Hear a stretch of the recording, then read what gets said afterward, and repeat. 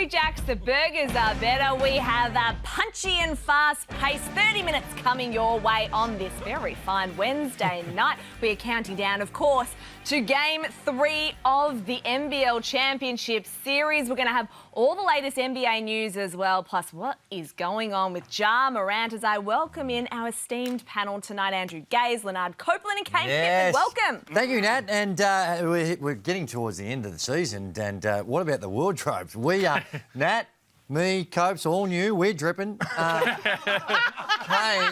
I must admit, Gazey, the man who dresses like Jerry Seinfeld, I didn't think that you were going to have a crack at me, but... Kane, he got drip, but he ain't dripping. He's sort of come with a sort of accountant type look, but we're dripping. We are, and for those of you playing along at home, if you need to, Urban Dictionary, look up the meaning of dripping, which is Andrew Gazey's favourite word at the moment. But we should talk basketball because that is what we're here for. And of course, the NBL Championships, it was the Breakers who drew first blood on Friday night, which came as a bit of a surprise. But not to me. Well, obviously not to you because you tipped them to win the championship. But the Kings, as we know and come to expect from them, they hit back in Game 2. So it is one apiece.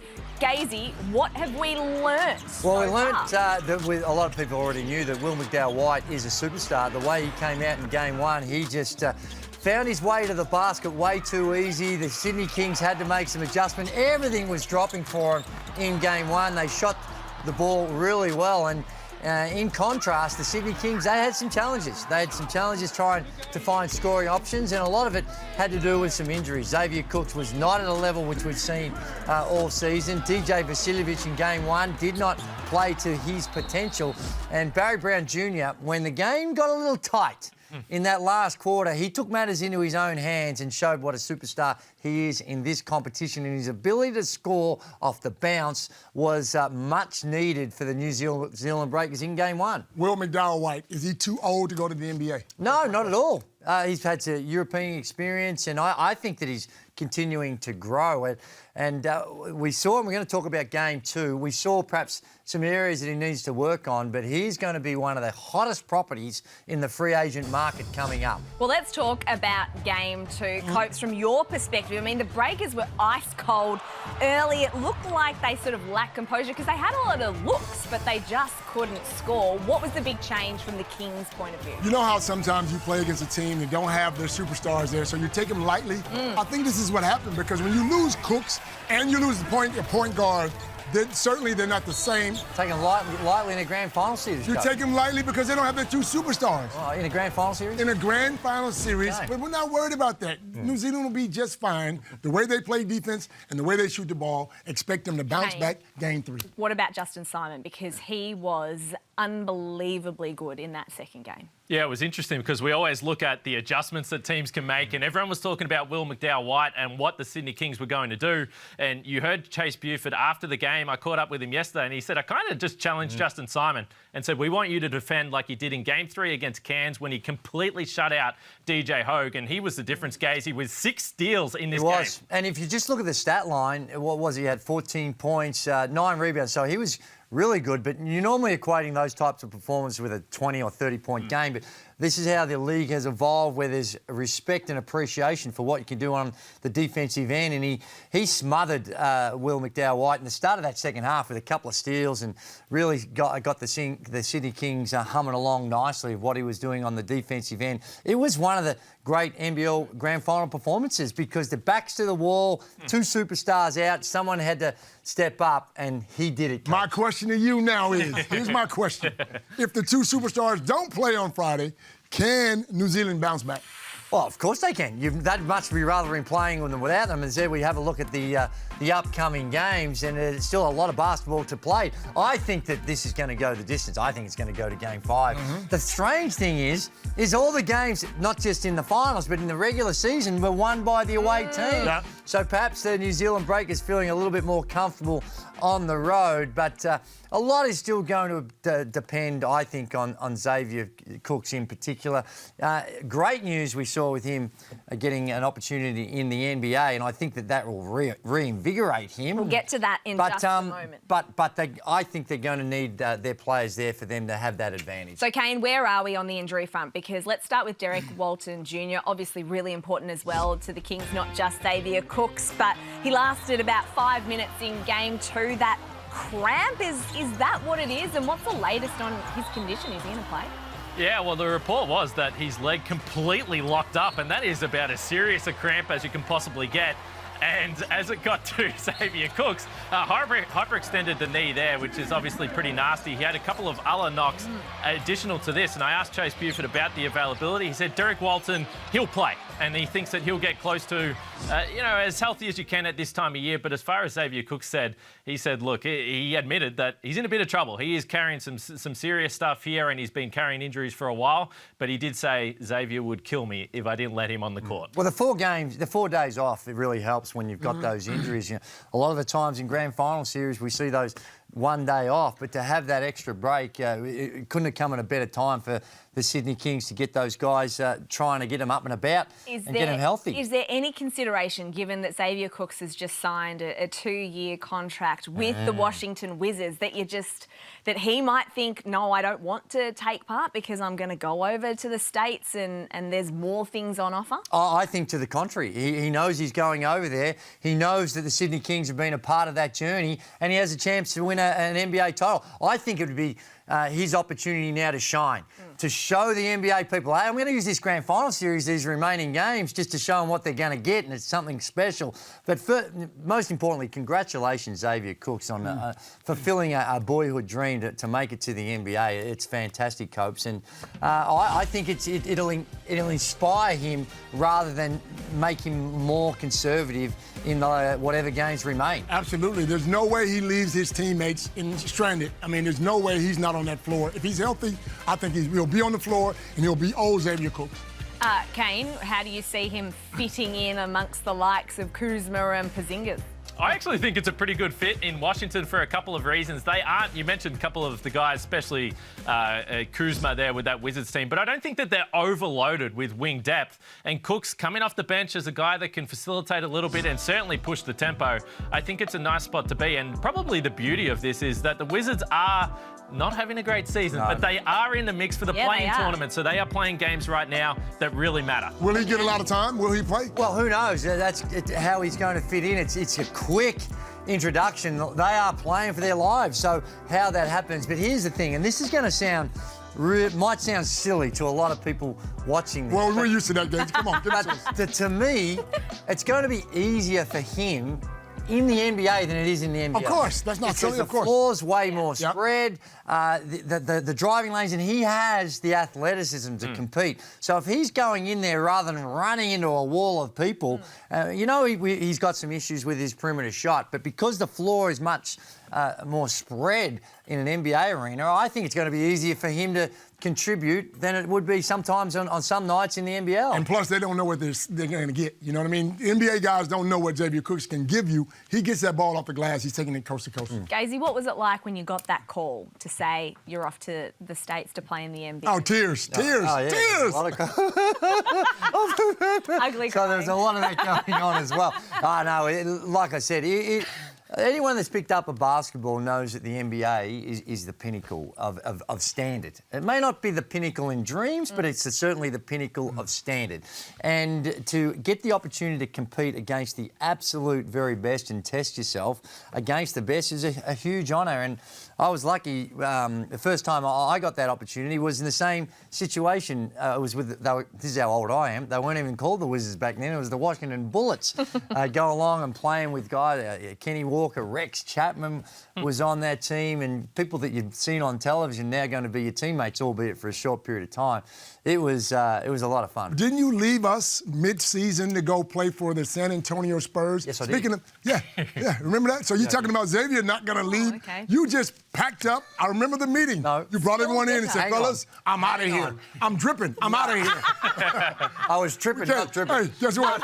And then here's the thing. I was happy because I got up more shots. Of course. No, but hang on. The thing about that, Coach, was it was a lockout year, so I'd actually committed before the season started. But then the just NBA didn't tell went us to a that. lockout. You didn't tell us that. I certainly did. We didn't know. I didn't know. And then because the season over there hadn't started, I was back. We were balling, and it was a year we were cooking. We were doing. We were rolling, and he leaves. rolling. All right, well, we're talking about modern-day basketball. Oh, here we go. So let's head over and check out what Josh Giddey did today, because he had his 7th career triple-double, 17 points, 17 assists, which is a career high for him. 11 rebounds as OKC beat the Warriors 137 to 128. Wow.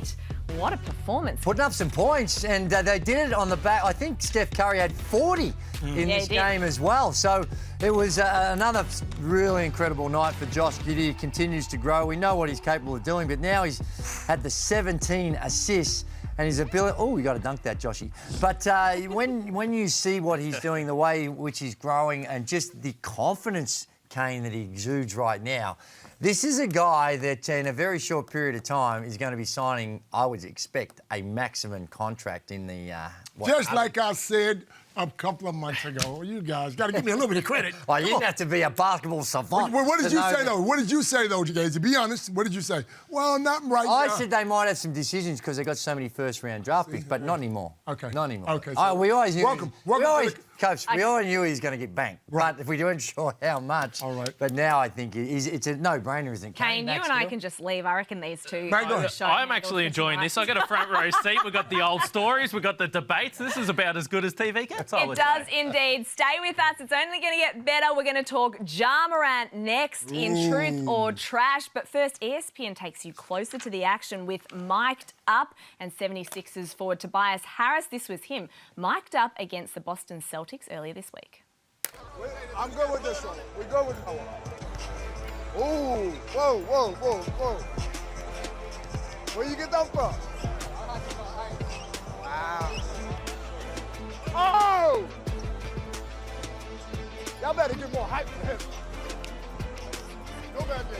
Only positive days. Only positive affirmation. You're amazing. Hey, you're great. Hey, I want to be positive, but your haircut, I can't. Sorry, fix him up. High energy, high focus. Let's lock up. Hey, Joe, let's go. Shot one. Come on, keep fighting. Let's go. Yo, 2 for 1. Watch 2 for 1. Yeah, but they run a stack every time, which means it's like either the guard got to get over the screen or the other guard got to just go get him. Yeah, and pick him at the 3-point line for real. You right there, I'm right there. I see one. You might have over there because it's aim angles. You know that. I know. So just give me a whistle. You give me a whistle, I'll call it for you over there. You give me a whistle. Yeah, I messed that up. My bad. Lock in right here. We got to lock in. We got to board everything. Let's go. Come on, we need to stop. Let's go.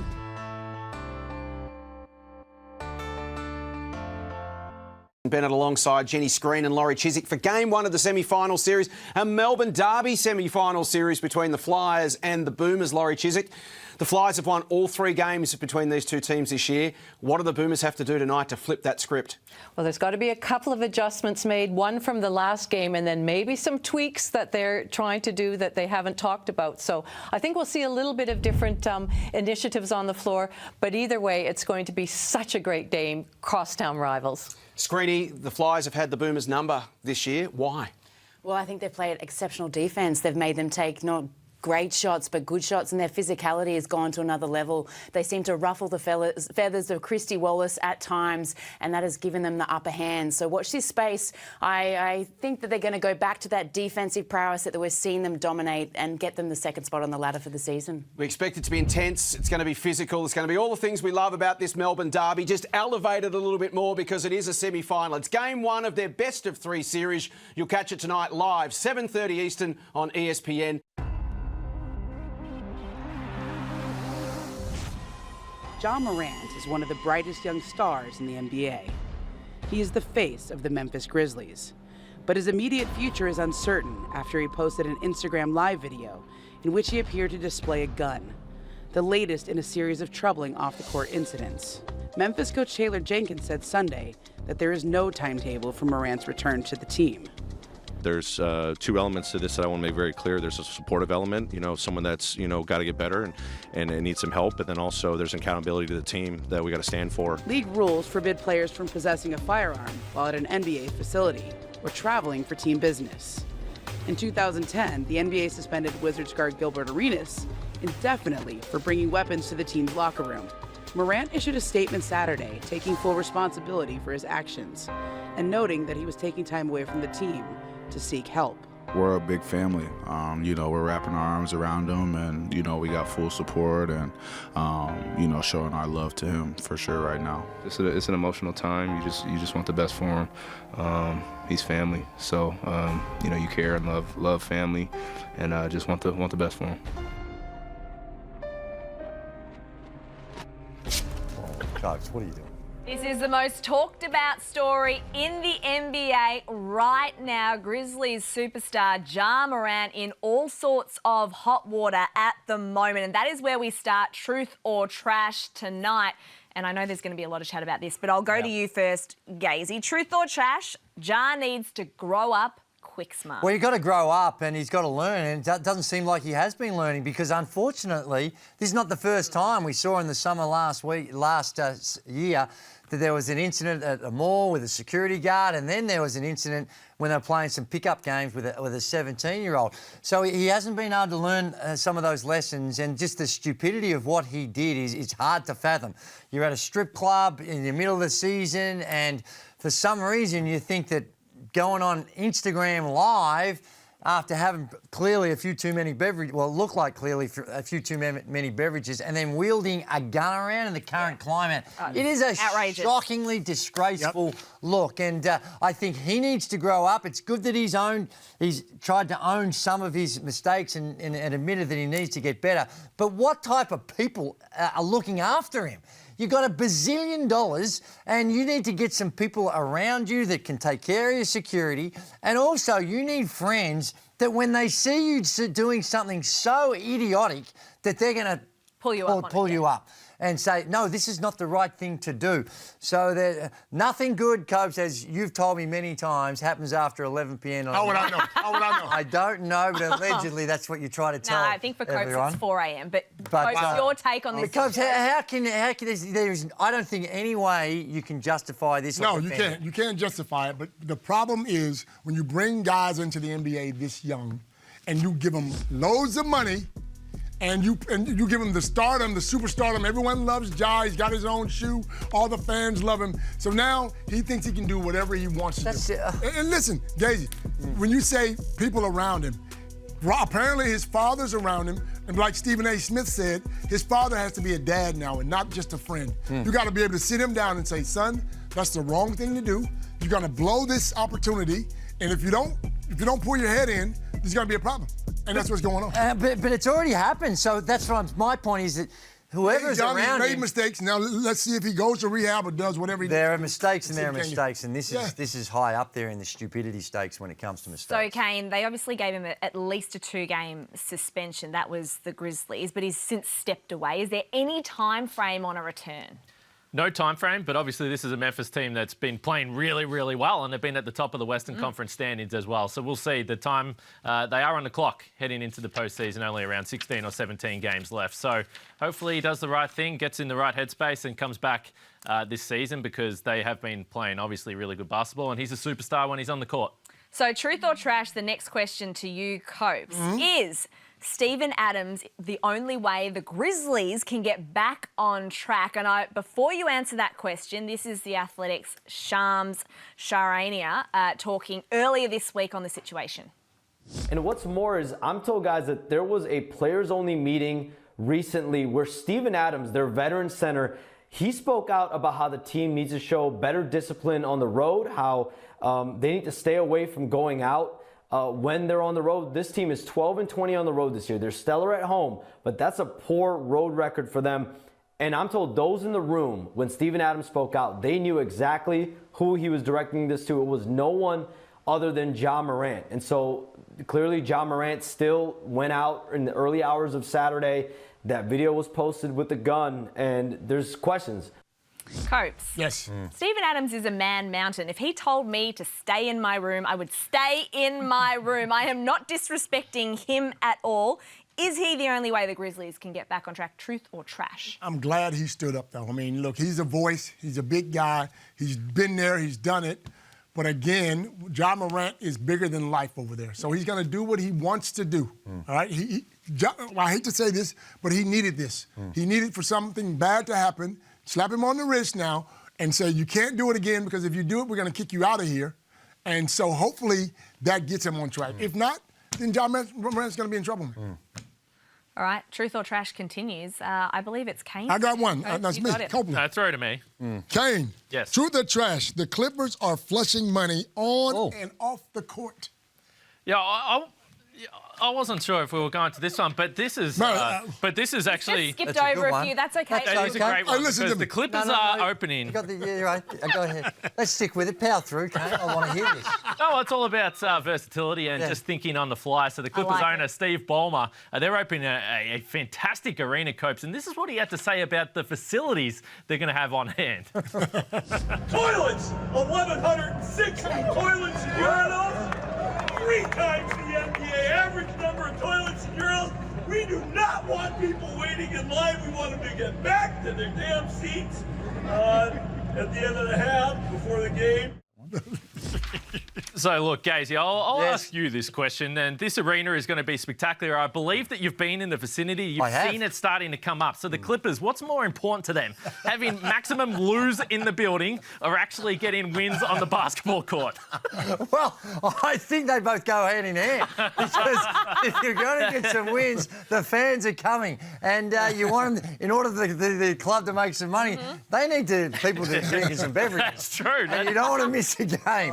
So you need to have the facilities. That's right. Once you break that seal, you're going to be in and out, and you want easy access.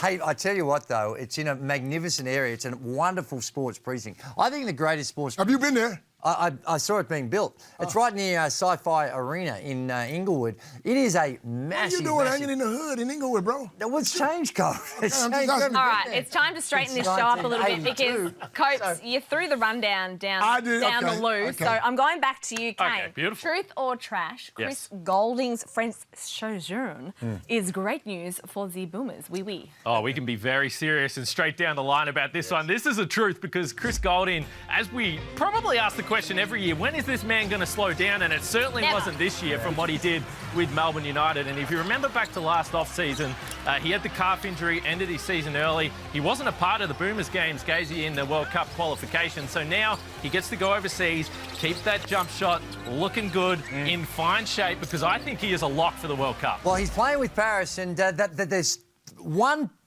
positive is this. Will Weaver, who coached him with the Boomers, he's the coach of Paris, and it's a relatively new club. I think it's only been around since 2018. But the difficulty that Chris Golding will face is that they haven't been having a great season. I think they're 8-12 the last time I looked. So he's seen as someone to hopefully turn around their fortune. So wonderful opportunity to go to Europe, spend some time in a fantastic city. And like you mentioned, great to keep your game going because it's a long break between now and the World Cup for a lot of these NBL players. So for him to be able to playing at a higher level for the next couple of months, fantastic opportunity for him. And harder on your body too, though. It will be harder. Yeah, I think so. He's going to be able to adapt. I know you love him. All right, I do love him. Truth or trash to you? Are you just hogging all the questions? I'm hijacking this thing This because is none of you bozos know what's going on. unbelievable. Giannis, truth or trash, Giannis is worrying about personal glory and not the team. Gazey. Tread carefully here, mate. No. I was going to ask Well, Kane this has got to do with padding stats, and we saw a bit of that with Jokic, a lot of debate about what he's been doing, which I find extraordinary. But the team knew that he needed a triple-double, so he needed another rebound. So they decided just, I missed a shot and a rebound. Now, since then, the NBA looked at it, they've rescinded his triple-double because, believe it or not, they actually gave him a rebound of that during the game, but they've gone back. Now, we all know, Copes, that everyone knows what's going on. The stats are there, readily available, and I think, and rightly so, I think it's a good thing when a player is on the edge of a milestone. Well, go ahead and do it. Go ahead, let's figure out a way. You're an expert at this because you know you passed. Boy, all you did was pass. Wild accusations. You are an expert. You are the man to speak on this, bro. Go ahead, speak on it. That is not... How am I padding my stats? Dude, you know how many times you tried to throw me that alley-oop just to get a couple of assists? Well, go, jump. I got so sick of jumping, my legs gave out.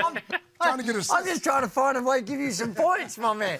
But I think, in all seriousness, every team, and I don't have anything wrong with it, but there's ways to do it. It's got to be done in a legitimate way. And Coach is dead set right. I remember in Geelong, I needed an assist to get to 20 assists, and I was, Coach, I need one more, because I was actually subbed out of the game. A journo came from the other side of the floor to tell me, really? Gaze needs one more assist to 20. And everyone's like, yeah, let's get him back in there and get him another assist. So you mean to tell me you came out the game? You actually came out the game? I did. I was sitting out the game and I had to go back in to try and get that assist. That's crazy. Nothing wrong with that, but there are limits, of course. It's got to be legit. All right, we got 1 minute left on this crazy show that is the Jump on a Wednesday night. Truth or trash, Copes, finish us off. The Suns are the team to beat for the title. That's trash. You know what? They've added Kevin Durant, which helps them offensively, but they gave away half of their bench. Cam Johnson's gone. Bridges is gone. They gave away 6 #1 draft. They gave away their future. Now look, guess what? Here's the problem, though. If Chris Paul gets hurt like he usually does, they're in trouble. KD's body isn't reliable either. There you go. So I swear, that's trash to me, Kane. We need to have another meeting after this show. I'm not happy with not being able to ask questions. But anyway, Jock Landale, good to see him have now an opportunity. They already have 37 in this game here. 37 against a very good team. I like what they've done. They've given themselves a chance. Very nice work from you, Jump Team. A very punchy, fast-paced show. Thank you so much for joining us. We'll be back next week. Enjoy your week.